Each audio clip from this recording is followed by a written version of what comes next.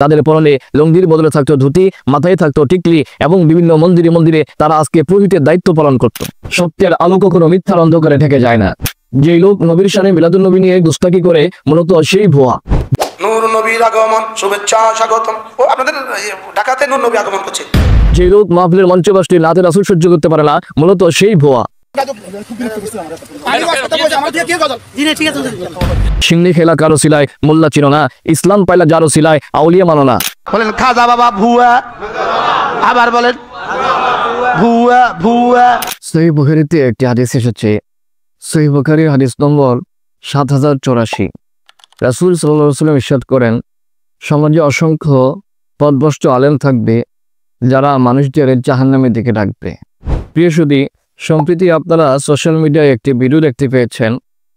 কওমি অঙ্গনের হাকিমুন নাস উপাধিধারী একজন মুরব্বী, তিনি হিন্দুস্তানের অলিগণের শিরোমণি, সুফিগণের ইমাম, মালিকি হিন্দুস্তান, আতে রাসূল, খাজে গরিব নওয়াজ, সুলতানুল হিন্দ হযরত খাজা মাইনুদ্দিন চিশতি রহমাতুল্লাহ আলাইহিকে ভুয়া বলে সম্বোধন করেছেন।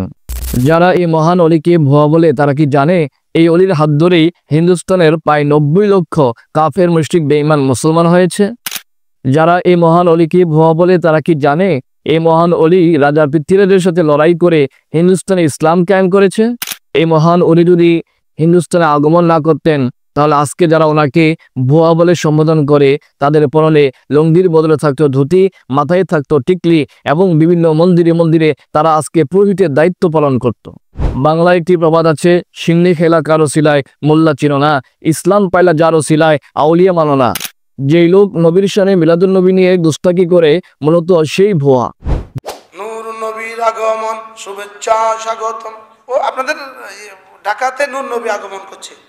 যে লোক মাহফিলের মঞ্চে বসলে নাতে রাসূল সহ্য করতে পারে না, মূলত সেই ভুয়া।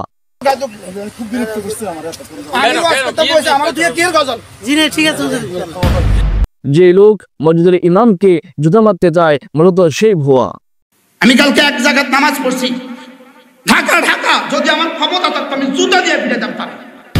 যে লোক মাহফিলের মঞ্চে বসে ওয়াজের নামে জিনের বানোয়াট কিচ্ছা কাহিনী শোনায়, মূলত সেই ভুয়া। বছর আগের কথা, আমাকে একবার জিনেরা দাওয়াত দিছে, জিনেরা মাহফিলের জন্য দাওয়াত দিছে। যে লোক তার নিজের জাতি ভাইরা কথায় কথায় বলৎকার করে বেড়ায়, যারা ইতিমধ্যে বলৎকারের গোষ্ঠী নামে খ্যাত, তাদের বিরুদ্ধে আজ পর্যন্ত কোনো বক্তব্য দেয় না, মূলত সেই ভুয়া। সেই লোক নিজেই ভুয়া, যে লোক এ থেকে বসে মহান ওলিদের নিয়ে সমালোচনা করে বেড়ায়, কটূক্তি করে বেড়ায়। বলেন খাজা বাবা ভুয়া, আবার বলেন ভুয়া ভুয়া, খাজা বাবা ভুয়া। যারা আউলিয়াদের অবদানকে অস্বীকার করে তারা কি ইতিহাসকে মুছে দিতে পারবে? সত্যের আলো কখনো মিথ্যার অন্ধকারে ঢেকে যায় না। আসুন আমরা সাবধান হই, এই সমস্ত পথভ্রষ্ট আলেমদেরকে আমরা বয়কট করি, আউলিয়াদের শিক্ষা ও অবদান প্রচার করি এবং বিভ্রান্তিমূলক অপপ্রচারের বিরুদ্ধে জবাব দেই। আল হানাফি মিডিয়া সুন্নিয়ত প্রচারে বিশ্বস্ত প্ল্যাটফর্ম।